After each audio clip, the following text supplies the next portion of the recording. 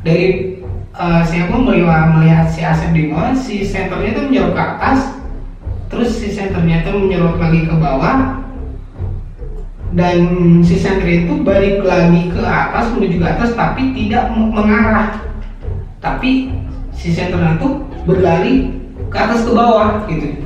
Jadi terlihat kayak si Asep itu dari atas tuh, dari bawah tuh berlari ke atas. Jadi si senternya itu ke atas ke bawah, ke atas ke bawah.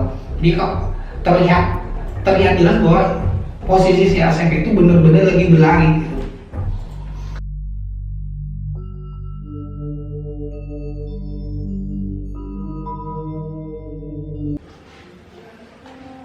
Bismillahirrahmanirrahim. Assalamualaikum warahmatullahi wabarakatuh. Selamat datang kembali di channel Panceg. Kali ini channel Panceg akan mengulas sebuah kisah yang mengisahkan berburu jangkrik, pemburuan jangkrik itu. Karena mungkin pada waktu itu lagi musim pencarian jangkrik seperti itu. Kali ini mungkin kisah ini ada dua part tentang kisah berburu jangkrik. Cerita ini diambil sekitar tahun 2005. Di tahun 2005 itu mungkin masih rame-ramenya bermain jangkrik ya. Jadi banyak orang yang mencari dan berburu jangkrik ke daerah-daerah yang hutan-hutan atau bawah-bawah gunung seperti itu. Dan yang lebih tepatnya berburu hewan ini harus di malam hari karena kan lebih mudah untuk mendapatkannya di malam hari. Kisah ini saya dapat dari seorang sahabat, yang mana teman sahabat saya ini adalah pemburu jangkrik juga pada waktu itu. Kali ini teman saya akan bercerita pemburuan jangkrik ini di daerah kaki Gunung Mandalawangi, tepatnya di daerah Cinarusa. Dia berencana pergi berburu jangkrik dengan dua orang temannya yang akan saya samarkan namanya. Taruhlah saya ganti namanya Asep, Epul, dan Didin. Yang dan narasumber saya kasih namanya Epul aja. Nah, saya Epul dan temannya berencana untuk pergi berburu jangkrik itu sekitar jam 2 siang. Dikarenakan pada waktu itu hujan deras, jadi mereka menunggu waktu untuk berhenti hujan dulu agar lebih enak untuk berburu jangkriknya. Hujan reda pada waktu itu sekitar jam 5 sore, dan mereka pun berangkat ke bawah kaki Gunung Mandalawangi sekitar jam 5 sore. Dan pada waktu itu mereka pergi bertiga dengan satu motor, yaitu DMP3 lah. Mereka berangkat ke tempat yang dituju, yaitu daerah Cinarusa. Epul dan teman-temannya pergilah ke daerah itu hingga mereka itu sampai ke daerah Cinarusa. Ketika sampai di daerah itu, waktu menunjukkan udah terlalu malam, udah menjelang maghrib lah, lebih maghrib. Ya sekitar kurang lebih jam 7 malam. Mereka mulai berburu. Mereka bertiga berjalan ke sebuah bukit ke perbukitan untuk mencari sumber suara arah jangkrik yang akan mereka buru. Ketika mereka berjalan, mereka bertiga, ketika mereka diam pada satu titik, mereka itu di antara bertiga itu terpisah, antara Apple, Asep dan Didin itu terpisah. Yang mana Apple ke depan, Didin ke sebelah kiri, dan Asep ke sebelah kanan. Mereka bertiga berpisah. Ketika Apple berjalan, gitu. Ketika Apple berjalan,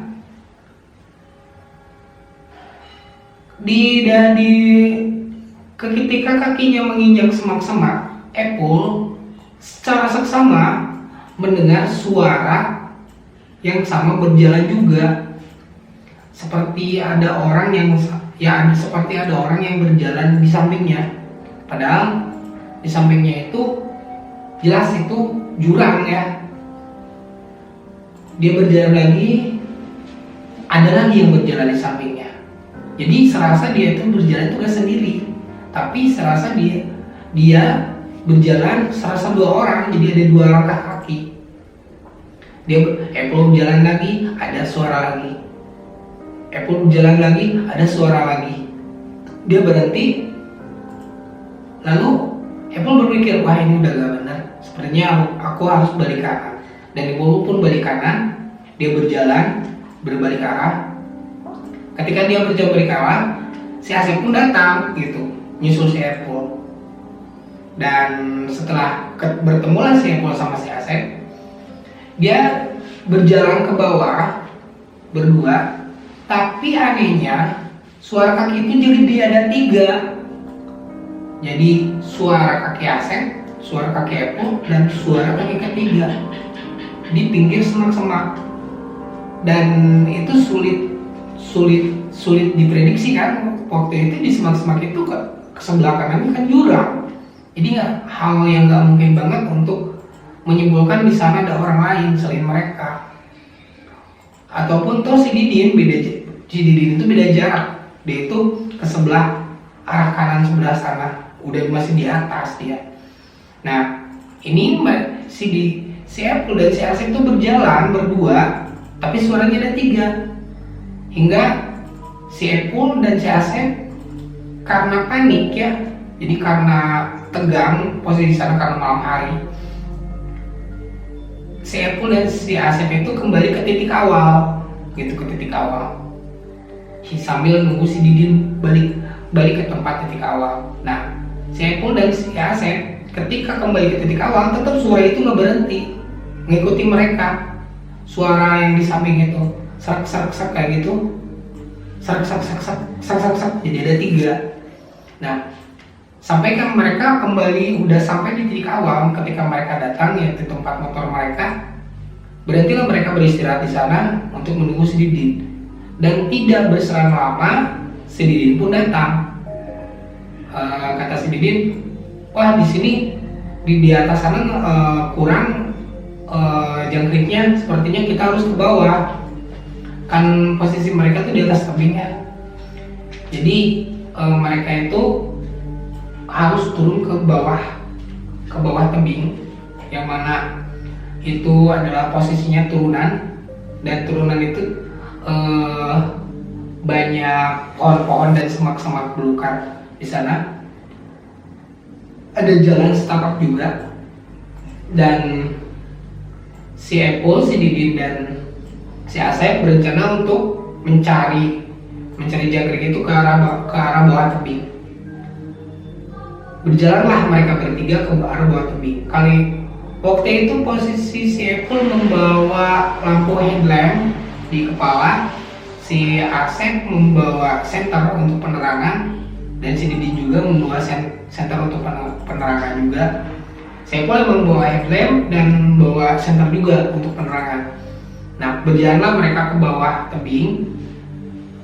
Nah, ketika di bawah tebing, didengar-dengar, mungkin mereka waktu itu si Didin mendengar ada suara jangkrik yang terdengar agak jauh di bawah. Mereka terus berjalan ke bawah. Nah, ketika udah sampai di bawah gitu, nggak terlalu jadi pertengahan, jadi di bawah. Jadi nggak, ini posisi arah bawah. Nah, di pertengahan perjalanan suara jangkrik itu hilang gitu, kata si Didin. Dan si Didin bilang ke si si Apple full ini suara jangkritnya hilang gitu. Jadi terusin atau jangan, kata si Apple, udah kita balik aja ke atas. Di atas juga minyak, barangkali yang lebih atas tadi ada gitu. Dan pada waktu itu si Apple dan si Didin balik lagi ke atas, itu ngajak si Didin ngajak si Apple untuk balik lagi ke atas, dan mereka berdua, si Apple sama si Didin, berjalan ke atas tanpa sadar. Yang mereka pikir bahwa si Asep itu ikut ke atas, tapi ketika mereka berjalan ke atas, ketika nyampe di atas tebing, si Apple menyadari bahwa si Asep itu nggak ikut mereka, itu jadi si Asep itu tertinggal di bawah. Nah, ketika si Apple menyadari si Asep kemana, katanya gitu, kata si Didin tuh, coba lihat di bawah itu ada senter, lihat ke bawah. Dilihatnya si Asep itu posisi senternya itu mengarah terus ke bawah. Itu loh, kata si Apple, itu si Asep mau kemana? Katanya, soalnya si center si Asep itu nggak diam di posisinya, tapi berjalan terus ke bawah si senternya itu. Karena si Apple takut si Asep itu berjalan kejauhan dari jarak mereka, maka si Apple ngasih center dengan kode lampu mati nyala dari arah jauh. Disenterkan ke arah si Asep dan kasih kode dengan cara lampunya mati nyala gitu. Setelah disenter begitu, si senter dari bawah itu barulah menyorot ke atas. Ketika dari bawah dilihat, ini kata si Apple ya, dari si Apple melihat si Asep di bawah, si senternya itu menyorot ke atas, terus si senternya itu menyorot lagi ke bawah, dan si senter itu balik lagi ke atas, menuju ke atas, tapi tidak mengarah, tapi si senternya itu berlari ke atas ke bawah gitu. Jadi terlihat kayak si Asep itu dari atas tuh, dari bawah tuh berlari ke atas. Jadi si senternya itu ke atas ke bawah, ke atas ke bawah. Jadi kok terlihat jelas bahwa posisi si Asep itu benar-benar lagi berlari gitu. Dan itu si Asep kenapa, kata si Apple tuh, iya kenapa kok dia lari gitu. Maka si Apple dan si Dini tuh nunggu si Asep di atas. Si Asep dia lari aja ke atas. Sudah sampai di atas, dilihatnya muka si Asep itu kayak yang nggak ada darahnya, jadi putih gitu. Kata si Apple, Asep kamu kenapa? Gitu. Si Asep bilang nggak kenapa-napa. Terus kenapa kamu lari, kata si Asep tuh, kata si Apple tuh. Enggak, sambil diam, dia nggak banyak bicara. Si Asep, yuk kita pindah aja ke arah sana, ke tempat titik awal, kata si Asep gitu. Ya si Apple mengiyakan, ayo ke titik awal kembali. Nah ketika mereka berjalan ke titik awal, kata si Asep tuh bilang, kita diam dulu di sini di sebuah batu, kan di sana ada batu, kita makan dulu di sini, saya butuh istirahat, kata si Asep gitu. Ketika mereka beristirahat sambil makan, barulah si Apple berani bercerita. Jadi posisi dari kacamata si Asep itu bilang bahwa ketika di bawah, dia nggak tahu bahwa si Apple dan si Didin itu balik lagi ke atas, karena setahu si Asep itu waktu berjalan ke bawah, dia itu lihat ada senter di bawah dia. Jadi nggak, kurang lebih ada jarak 1 meter 2 meter lah. Jadi ada senter yang mengarahkan dia terus jalan ke bawah. Si Asep pikir itu si Apple gitu, maka si Asep mengikuti terus itu si center yang tadi, yang si Asep pikir itu tuh si Apple, padahal si Apple lagi berjalan ke atas sama si Didin. Si Apple ngikuti terus. Yang kelihatan sama si Asep itu bahwa bentuk tubuhnya itu seperti benar-benar si Apple gitu. Jadi nggak ada keraguan untuk pikiran si Apple, untuk pikiran si Asep untuk mengikuti si Apple gitu. Jadi itu orang tuh, itu sosok tuh jadi berjalan ke bawah sama bawa baterai gitu. Jadi si Asep itu ngikuti sosok itu gitu. Dan ketika si Apple ngikuti sosok itu, terlihat ada sorot senter dari atas yang bentuk yang mengarah mati nyala kode dari atas. Ketika si Apple melihat ke atas, menyandarkan senternya ke atas, dilihatnya ada si Asep dan si Didin, ada si Apple dan si Didin di atas gitu. Ya sontaklah ketika dia berpikir, kok teman saya di dua-duanya di atas, lalu di bawah ini siapa gitu, pikir si Apple, pikir si Asep. Dan ketika di center sama si Asep ke arah makhluk yang tadi ya, yang menyerupai si Apple, kok nggak ada. Dan si Asep bilang full katanya gitu. Diarahkan center ke suatu arah sudut di bawah semak-semak. Dilihatnya ada penampakan berupa seperti orang yang lagi duduk ngeriut itu, duduk sambil kakinya ditekuk ini, menghadapnya ke sana, rambutnya acak-acakan gitu.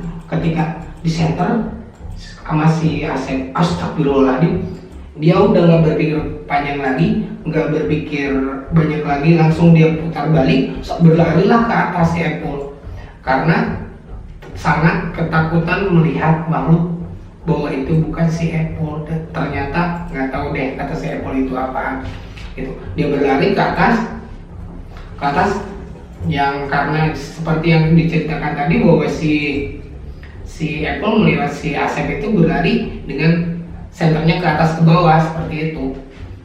Nah sudah sampai di atas dan sudah bercerita si Apple,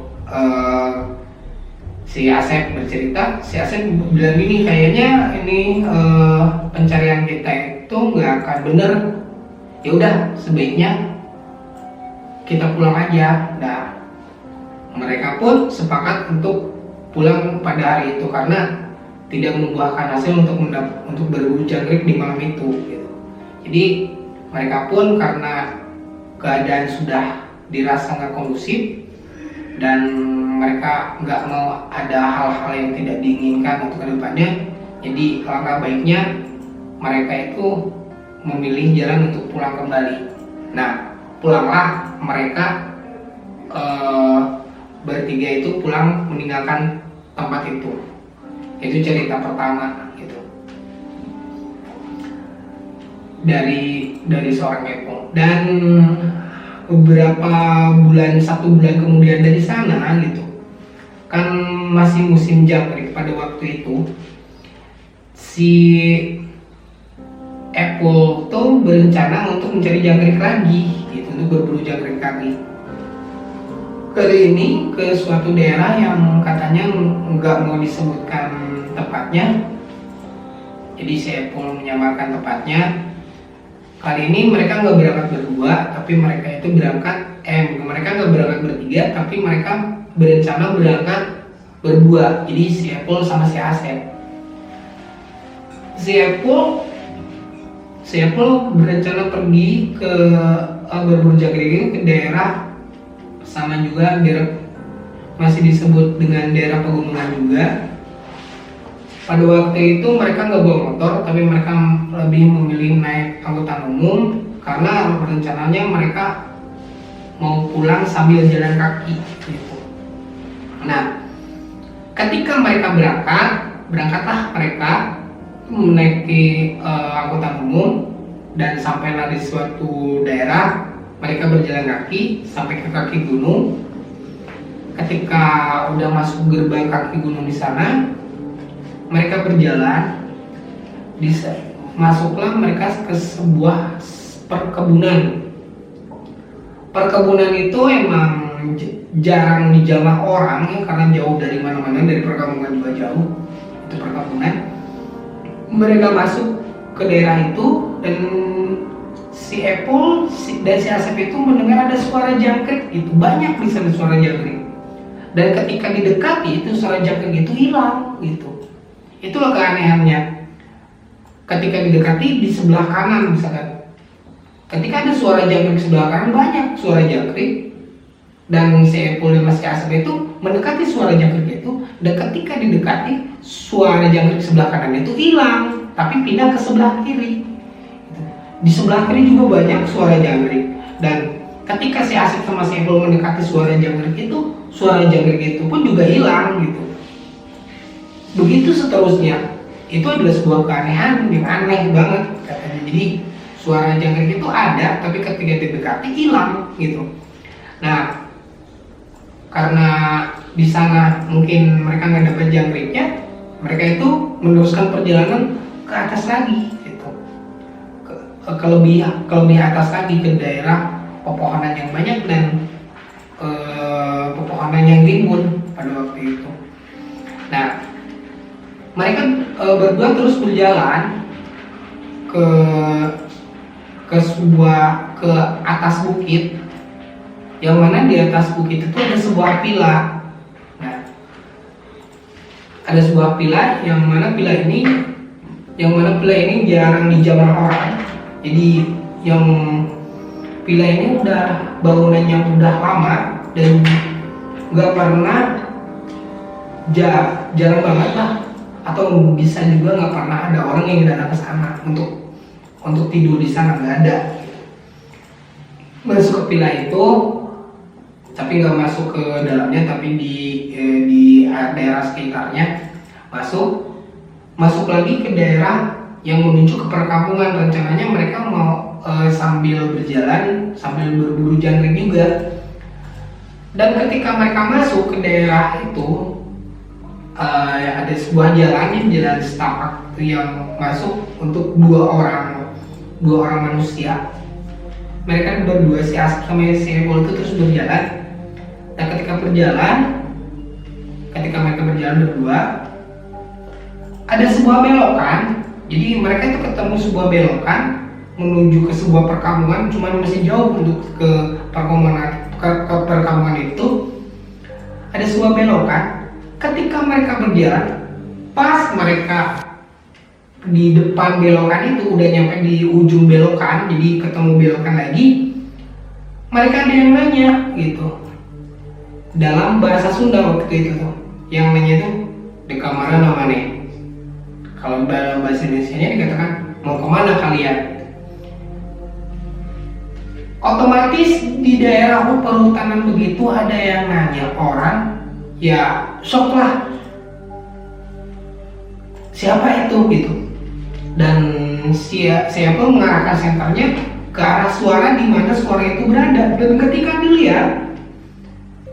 dilihat arah suara itu, di arah suara itu ada sosok penampakan bapak-bapak, yang mana si bapak-bapak itu lagi tiduran di tengah jalan pakai topi sambil tiduran santai gini. Dan si Epul melihat bapak-bapak itu tiduran, menjadi nggak logis banget itu ada bapak-bapak tiduran di jalanan di daerah perhutanan gitu. Itu kan nggak masuk akal. Disorot lah sama si Epul. Dan ketika disorot itu bapak-bapak, kata si Epul itu, jadi dari atas sampai ke pinggangnya itu nggak kelihatan, nggak ada ke bawahnya. Ya otomatis si Epul langsung gemeteran badannya. Sambil ketika gemeteran itu ada yang kayak gitu, si Epul megang si Asep, kamu jangan lari katanya gitu. Si Asep kayaknya mau lari gitu, tapi si Epul nahan, kamu jangan lari gitu. Kata si Asep, iya enggak, aku nggak akan lari. Sambil menjawab dengan terbata-bata jawaban bapak-bapak yang tadi itu, jadi mereka itu mau nggak mau harus menjawab gitu, karena kalaupun nggak dijawab mereka bingung harus berkata apa gitu. Dengan terbata-bata si Epul dan si Asep menjawab, mau ke depan Pak gitu katanya tuh, sambil terus berjalan gitu. Soalnya balik lagi jauh ke depan udah mulai ke dekat perkampungan gitu. Jadi mereka nggak punya pilihan lain, harus melewati bapak-bapak itu. Dan mereka itu terus berjalan sambil melewati bapak itu terlihat matanya sambil gini melotot aja gini gitu, terus menengok mereka, di bawah mereka, sampai si Apple dan si Asep itu nggak berani lihat ke bawah karena terlalu takut gitu. Tapi mereka nggak punya pilihan lagi untuk terus melanjutkan perjalanan, dan mereka tuh terus melanjutkan perjalanan karena sambil dengan perasaan takut dan